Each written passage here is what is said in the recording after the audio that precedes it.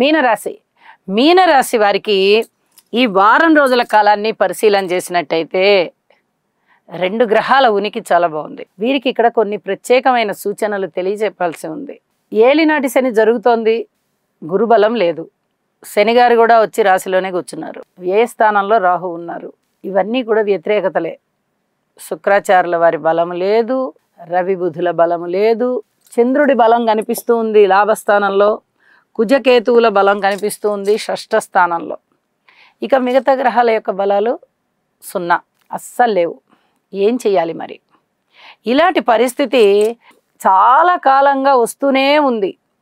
ఒక ఉద్యోగ జీవితం బాగుండడమో లేదా ఒక లాభస్థానం బాగుండడమో జరుగుతూ ఉంది. ఇప్పుడు కేతువు మారిన దగ్గర నుంచి షష్ఠ స్థానం కొంచెం పరిపుష్టి చెందుతోంది. ఇన్ని గ్రహాల వ్యతిరేకతలు ఉన్నప్పుడు ఏ వ్యక్తి అయినా తల్లడిల్లిపోతారు. ఎలా మనుగడ ఎలా జరగాలి? కేవలం డబ్బు వస్తే సరిపోతుందా?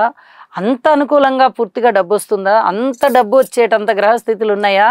పరిస్థితులన్నీ తమ అదుపులో ఉంచుకునేటంతగా ఆర్థిక పరిపుష్టి కలుగుతోందా అంటే అంత లేదు.